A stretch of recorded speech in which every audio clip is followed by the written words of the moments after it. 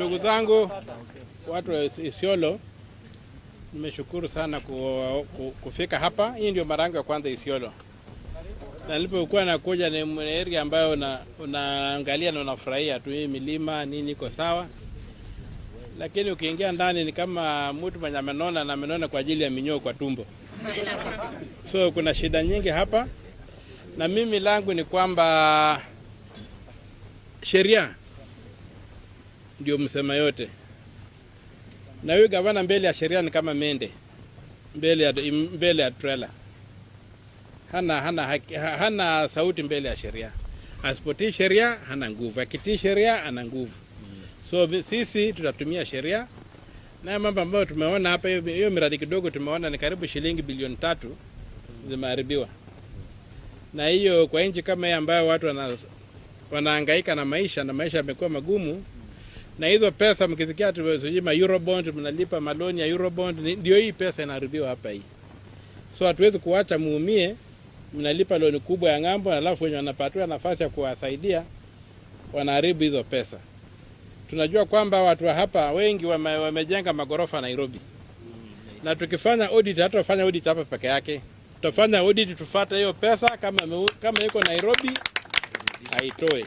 Mimi langu ni moja, ukimeza mali ya wananchi, saa ile nyororo inakufikia, utatema hiyo mali na ulimi na meno yote itatoka. Hatutaki kucheza na watu, hatutaki kuchaka kwa sababu umaskini unatuua. Kenya hii hakuna sababu ya kuitwa third world. Tunaitwa third world kwa ajili ya viongozi wabaya.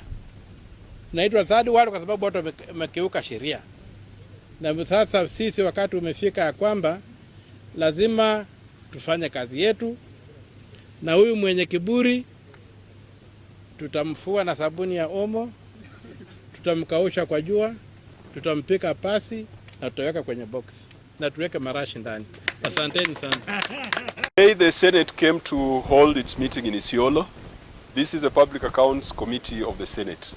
And my name is Moses Kajwang, Senator for Homa Bay. I'm the chair of the committee. I've been joined by the Senator for Kisii, Senator Onyonka, the Senator for Nandi, Senator Cherargei, the Senator for Isiolo, Senator Fatuma Dulo, the Senator for Busia, the one and only Okiya Omtatah, and also nominated Senator Mariam Omar.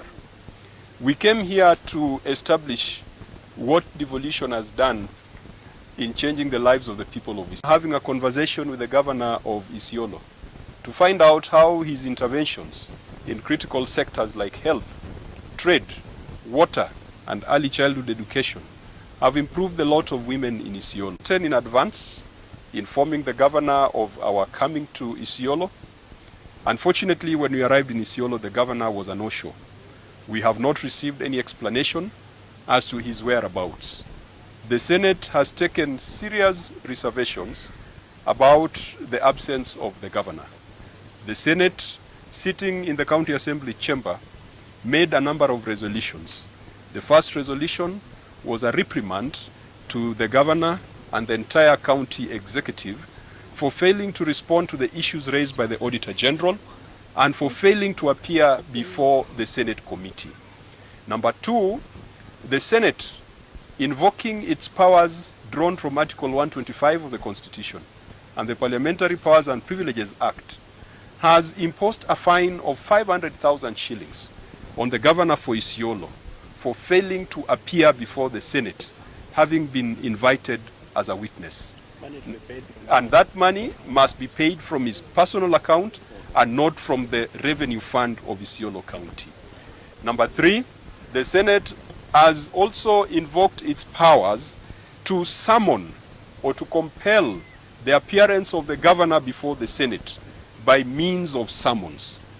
The date, place for the summons will be communicated in due course, but we will also be instructing the Inspector General of Police to make sure that the governor appears before the Senate, failure to which he will have to be arrested and forcefully presented before the Senate. Now, all this was not necessary because we did not come on a witch hunt. Correct. And we did not come to do local politics.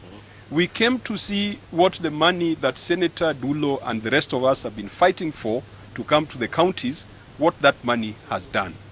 We went to see the county headquarters, a very grand project that has been on for the last 6 or so years.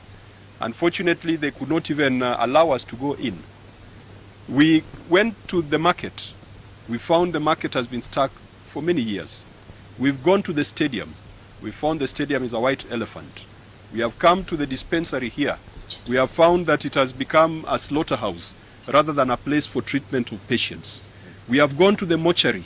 We have found that you have a mortuary where even the cooling systems are not working. And they were blaming us for turning off electricity, saying that it was working before we came. This is not the promise and dream of devolution. The people of Isiolo are Kenyans. They deserve better. They deserve quality health care at the same level as the people of Kisii and the people of Nandi. The boys and girls of Isiolo deserve their talents to be nurtured the same way as the people of Homa Bay, through provision of facilities like stadia. The women of Isiolo do not need to walk long distances to go to hospital.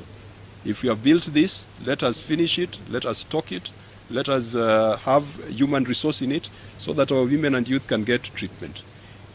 Senator Cherargei will say it, but he said something that I found very interesting, that in Isiolo, maisha ni ngumu kama uko hai, na hata kama umekufa unapelekwa kwa ile mochari, maisha bado ni ngumu. It should not be that way. So we are going back to Nairobi very disappointed at the state of affairs, but to the people of Isiolo, the Senate will not leave you alone. The Senate will be on your side. When we send the money to the county, we are not sending it to the governor and the bosses. We are sending that money to benefit you. You are lucky to have a senator who has always fought for Isiolo. That county headquarters that is told, it is Senator Dulo who fought for Isiolo to be among the counties that were benefiting from that conditional allocation. The county assembly, the ones who have disappeared on us today, it is Senator Dulo who fought for the county assembly to get an additional 60 million for them to complete their premises. When the politics of one man, 1 shilling, 1 vote was there in the last parliament, it is Senator Dulo, alongside other gallant senators, who stood firm to ensure that Isiolo was not losing out on revenue. If Senator Dulo wouldn't have spoken out, Isiolo would be receiving 2 billion Kenya shillings, not 4 billion Kenya shillings. The Senate exists to protect and defend the interests of counties and their governments, but where the county government's interest is at odds with the interests of the citizens, the Senate will stand with the citizens and will call out the county government. And the county government is the assembly and the executive.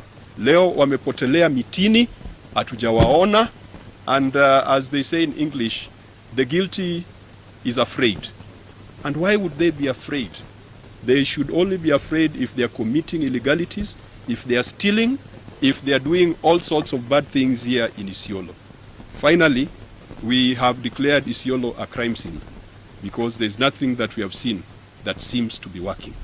Being a crime scene, we will be calling the EACC to come here, the Office of the Auditor General, the Directorate of Criminal Investigation, and if these organizations cannot make sure that resources are properly utilized, Senator Omtatah has advised us that we could still push for either dissolution of this county government or push for suspension or stoppage of funds to Isiolo County.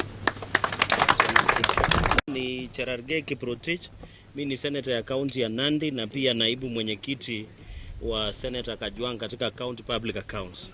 Sisi kwa heshima ya kamati ya mwenyekiti na dada yetu Senator Isiolo Fatuma Dulo, tumetembea Isiolo hii kuangalia zile pesa ambazo tunatuma kutoka kule Nairobi zimefanya kazi katika mashinani.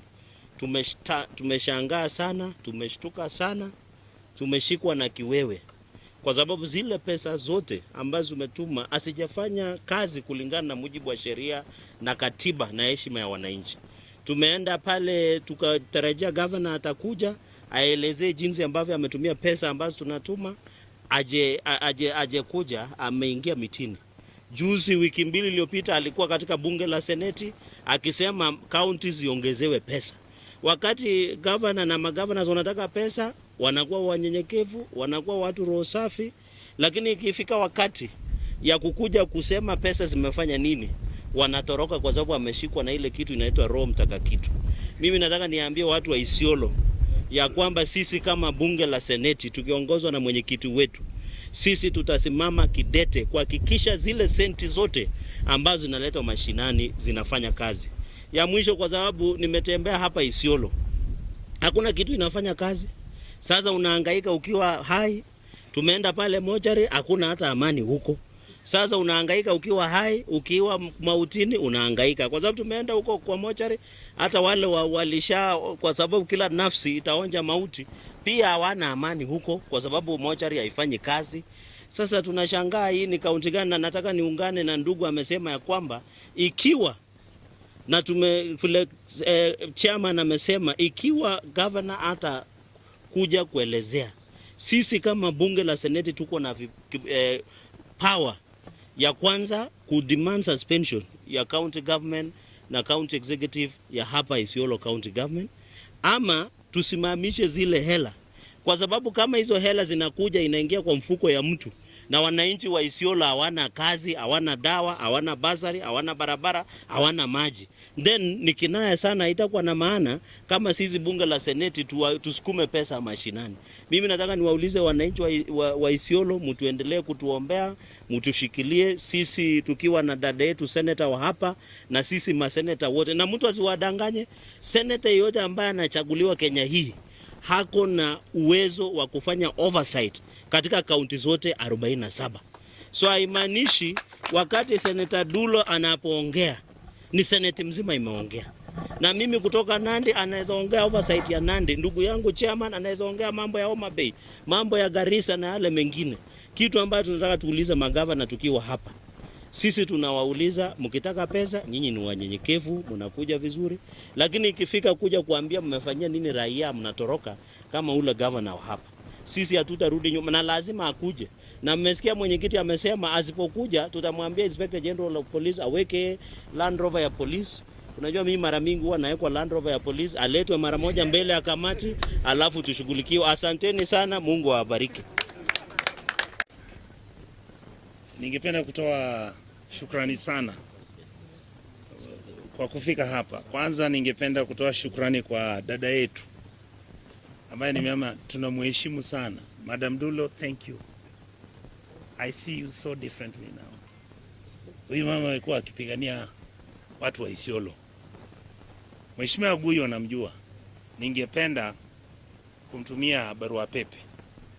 Governor, have mercy on your people.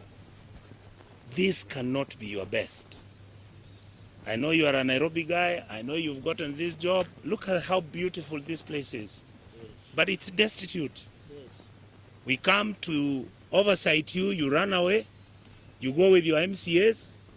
You are saying the Senate doesn't have any powers to come and oversight you. If you are not careful, you are going home in the next 6 months. Watch what we are saying. Assembly mumewachagua, hawa ndio wanafaa kufanya oversight ile ambayo inaitwa primary. Nimewaelezea mara nyingi. Lakini utaona assembly badala ya kufanya oversight, kazi yao ni kwenda Dubai trip. The whole assembly inafungwa. Wako Mombasa sasa. Na hiyo pesa yenu, mochari haifanyi kazi, hospitali haina madawa. Juzi wameenda wote Mombasa. Hiyo ni pesa yenu. Na nyinyi mko na shida chungu nzima. Hii ni dispensary ambayo imekuwa hapa muda mrefu. Hiyo pesa wameenda naye Dubai ingebadilisha hapa. Ndio mupate matibabu. Kwa sababu najua wamama wa Mwangaza usiku wakijifungua huwa wanapata tatizo wa kwenda mpaka general. Tumekubaliana? Na kama hapa itatengezwa wangeweza kujisaidia. Wiki 2 zilizopita nimeenda kuangalia mochari. Haikuwa nafanya kazi. Watu wanajitokeza, assembly inasema inafanya kazi. Wengine executive wanasema inafanya kazi. Tumeenda leo tumejionea, si mimi peke yangu. Tumeenda na wao wote. Wameona haifanyi kazi. Harufu ni ya kuua. Vile ambavyo hawa senators wamesema, sisi wa Afrika huwa tunakuwa na heshima na yule ambaye amefariki. lakini katika Isiolo hiyo heshima haipo. Na hiyo yote ni sababu nyinyi mnapigishwa siasa usiku mchana, na mnakubali hiyo siasa na hamtaki kuitisha huduma. Tumeelewana? So kwa hivyo